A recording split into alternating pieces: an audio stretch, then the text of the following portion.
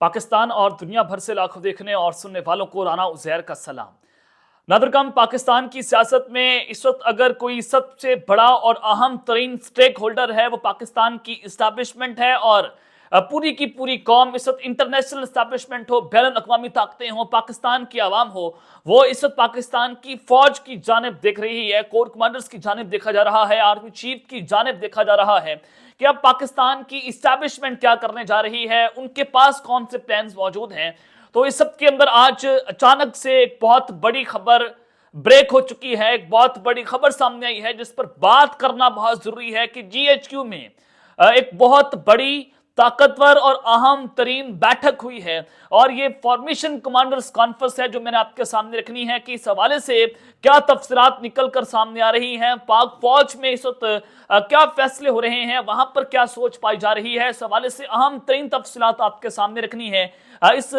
Formation commanders conference की मुकम्मल details आपके सामने रखूंगा, इंदरूनी खबर आपको बतानी है और जनरल आसिम मुनीर के ऐलान के बाद जो थरथल्ली मची है, this is very important now कि वो उन्होंने क्या ऐलानात किए हैं इस कमांडर्स कॉन्फ्रेंस में और इमरान खान के गिर्द सुर्ख दायरा लगा दिया गया है। ये क्या मामला है, माजरा क्या है, इस हवाले से एक्सक्लूसिव खबरें विद एविडेंस आपके सामने रखना इंतहाई जरूरी है। और फौजी क़यादत पर जो इल्जामात की बौछार की गई है आसिफ अली जरदारी साहब, उनका इंटरव्यू आज जो सामने आया है वो इंटरव्यू आपके सामने रखूंगा। लेकिन अगर आपने चैनल को सब्सक्राइब नहीं किया, चैनल को आपने सब्सक्राइब कर लें, बेल आइकन को दबा दें, आने वाली तमाम तर अपडेट्स आपकी खिदमत में बर वक्त पेश होती रहें। नादरकम फैसलाबाद धरना केस सुप्रीम कोर्ट में लगा हुआ है और इस केस के हवाले से चीफ जस्टिस काजी फायज ईसा साहब ने जनाब एक कमीशन भी तैयार किया और फैसलाबाद धरना केस ने उस कमीशन ने अपनी तहकीकात का आगाज भी कर दिया और अब जनाब इस कमीशन ने अपनी तहकीकात का दायरा कार वसी कर दिया है। ज़राए के मुताबिक डेप्यूटी सेक्रेटरी वजारत दाखिला मोहम्मद एजाज को भी कमीशन में शामिल कर लिया गया है। डेप्यूटी सेक्रेटरी वजारत दाखिला मोहम्मद एजाज बतौर सेक्रेटरी कमीशन मुकर्रर कर दिए गए हैं। ज़राए का यह कहना है कि साबिक आईजी ताहिर आलम ताहाल वालदा की बीमारी के बाद कमीशन इजलास में शिरकत नहीं कर सके। फैसलाबाद धरना केस कमीशन ने तहकीकात के लिए मुतअद्दिद वीडियो हासिल भी कर ली हैं। अब ये जनाब बड़ा इस वक्त इंपॉर्टेंट मोड है और ये एक जाहिद कशकोरी साहब सहाफ़ी हैं, उन्होंने भी ये खबर दी थी कि दिसंबर के आखिरी हफ्ते में या 30 दिसंबर तक या पहले हफ्ते में एक बड़ा इस्तीफा सामने आएगा और एक ताकतवर शख्सियत का बड़ा एहतसाब भी होगा। अब ये टॉप सिटी केस है और फैसलाबाद धरना केस है जो कि एक बड़े के साथ पड़ने जा रहा है और दूसरी जानिब पाकिस्तान पीपल्स पार्टी को एक बहुत बड़ा धचका लगा है और पहले पीपल्स पार्टी को धचका लगा जनाब एहतजाज एहसन साहब कहां पर खड़े हैं, वो इमरान खान साहब के इस वक्त वकील बने हुए हैं और लतीफ खोसा साहब भी इस वक्त पाकिस्तान तहरीक इंसाफ को अबाउट टू ज्वाइन कर सके हैं, तकरीबन उन्होंने ज्वाइन कर लिया है, वो इमरान खान साहब के टिकट पर इलेक्शन भी लड़ेंगे। ये एक बहुत बड़ा धचका था पीपल्स पार्टी को कि दो बड़ी कदावर शख्सियात जिनकी एक बहुत इज्जत है माशरे में, अदालतों में इज्जत है, अब वो इमरान खान की सफ में जाकर खड़े हो चुके हैं। फरतुल्लाह बाबर साहब ये सेनेटर है जनाब, इनकी भी बड़ी एक क्रेडिबल पॉलिटिशियन है, बड़ी इनकी इज्जत है, बड़े कदावर शख्स हैं, एक सियासतदानों में एक बड़े सियासतदान का इनका नाम जो है वो शामिल होता है। तो इन्होंने जनाब पाकिस्तान पीपल्स पार्टी के सेक्रेटरी जनरल से मुस्ताफी होने का ऐलान कर दिया है। सेक्रेटरी जनरल थे ये पीपल्स पार्टी के, बड़ा आम ओहदा होता है, वो जनाब उससे मुस्ताफी हो चुके हैं। एक बहुत बड़ा धचका पहुंचा है और सीनियर पाकिस्तान पीपल्स पार्टी के रहनुमा फरतुल्लाह बाबर का आसिफ अली जरदारी के इंटरव्यू के बाद इस्तीफा सामने आया है और फरतुल्लाह बाबर के दस्तखत से ही पीपल्स पार्टी उम्मीदवारों को इलेक्शन के टिकट जारी होने थे और फरतुल्लाह बाबर का इस्तीफा ऐसे वक्त में सामने आया है जब आसिफ अली जरदारी साहब ने एक निजी टीवी को, जियो न्यूज को, हामिद मीर साहब को एक इंटरव्यू रिकॉर्ड करवाया है और इंटरव्यू में ऐलान किया गया कि इलेक्शन के लिए उम्मीदवारों में टिकटों की तकसीम का फैसला उनके हाथ में है। आसिफ अली जरदारी साहब ने जियो न्यूज में के प्रोग्राम में गुफ्तगू करते हुए कहा कि शहबाज शरीफ से मैं मुतासिर था कि सुबह 6 बजे उठता है और शाम 6 बजे तक काम करता है। इत्तेहादी हुकूमत का तजर्बा काफी मुश्किल था और शहबाज शरीफ को काफी चीजें कहीं जो उन्होंने नहीं मानी, इस मुल्क को नुकसान हुआ, यानी कि पलड़ा शहबाज शरीफ की गोद में फेंका जा रहा है। हालांकि सिंध हाउस में बोलियां लगाने वाला आसिफ अली जरदारी था और आज शहबाज शरीफ को कटहरे में लाने की कोशिश की जा रही है।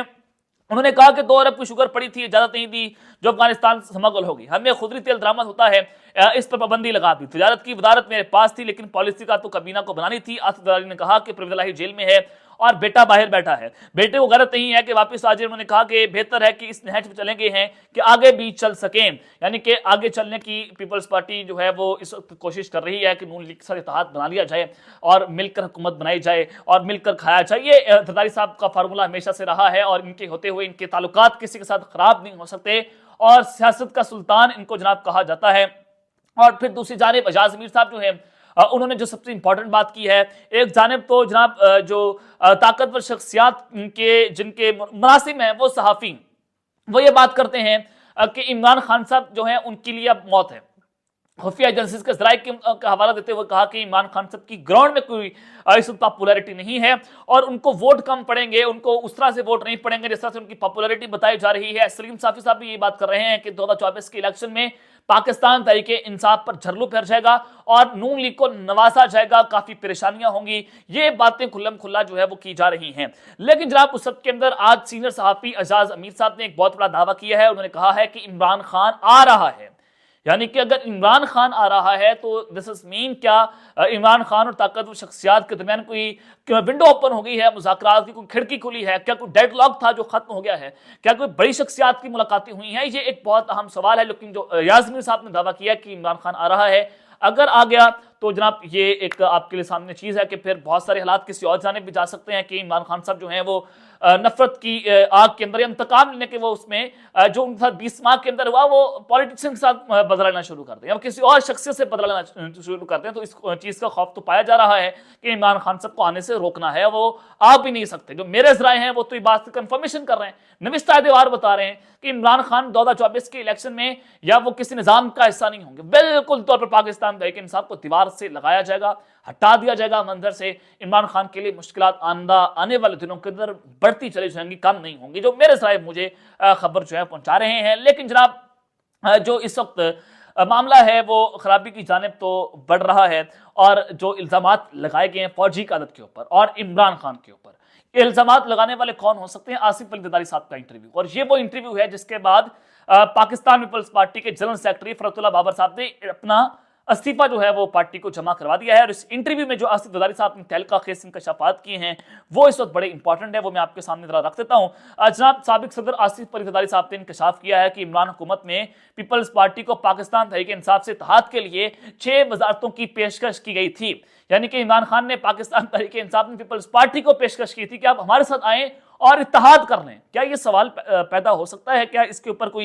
آپ کوئی سوچ سکتے ہیں کہ عمران خان پیپلز پارٹی کے ساتھ بیٹھنے کو تیار ہو جائے گا؟ اگر عمران خان سے بیٹھنے کو تیار ہو جاتے تو وہ پی ڈی ایم کی حکومت کے ساتھ بھی پھر بیٹھ جاتے, پھر اس کے ساتھ نیگوشیٹ کر لیتے. لیکن عمران خان صاحب نے ٹیبل ٹاک کرنے سے صاف صاف انکار کر دیا تھا. عمران خان کو نہ نکالتے تو وہ ایک فوجی کے ذریعے آرو الیکشن کروا کر 2028 تک حکومت بنا لیتے. یہ ایک پلان موجود تھا کہ عمران خان صاحب ایک فوجی کے ذریعے ڈائریکٹ, یہ مبینہ طور پر ان کا جو اشارہ ہے وہ جنرل فیض حمید کی جانب ہے کہ عمران خان صاحب ان کو آرمی چیف بناتے. اور یہ بیشتر بار پاکستان مسلم لیگ نواز کے سینئر رہنما بھی اس پر بات کر چکے ہیں کہ عمران خان صاحب جو ہے ذاتی نظام بنانا چاہتے تھے, وہ جنرل فیض حمید کو آرمی چیف بنانا چاہتے تھے اور ان کے پاس اگلے 10 سال کا پلان موجود تھا اور وہ اگلے 10 سال ہمارے اوپر رول کرتے. تو یہ اس وجہ سے تحریک عدم اعتماد لانا اس وقت بہت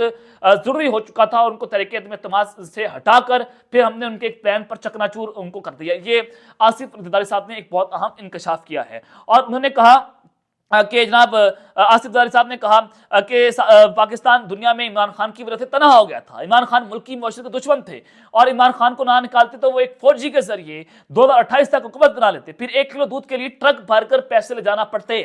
یعنی کہ انہوں نے پیسے لگانے کا انکشاف بھی کر لیا ہے اور ان کا کہنا تھا کہ یقین ہے کہ اگلے الیکشن 8 فروری کو ہوں گے, ان کی جماعت ایکشن میں ہے. اور طویل درانی کا انٹرویو ہے جو کیپٹل ٹاک میں احمد میر صاحب کے ساتھ جو انہوں نے ریکارڈ کیا ہے وہ آپ اس کو دیکھ بھی سکتے ہیں. لیکن جو سب سے امپورٹنٹ بات ہے کہ آج جناب ایک فارمیشن کمانڈرز کانفرنس ہوئی ہے جی ایچ کیو میں, ایک طاقتور ترین یہ بیٹھک ہوئی ہے. اس بیٹھک میں بہت اہم فیصلے ہوئے ہیں, یہ تب ہوئی ہے جس کی ٹائمنگ امپورٹنٹ ہے اور پاکستان اس وقت بڑی نگرانی صورتحال میں ہے. الیکشنز قریب ہیں, سیکورٹی کی صورتحال ہے, سپریم کورٹ کا معاملہ ہے, جنرل فیض حمید کا کیس ہے,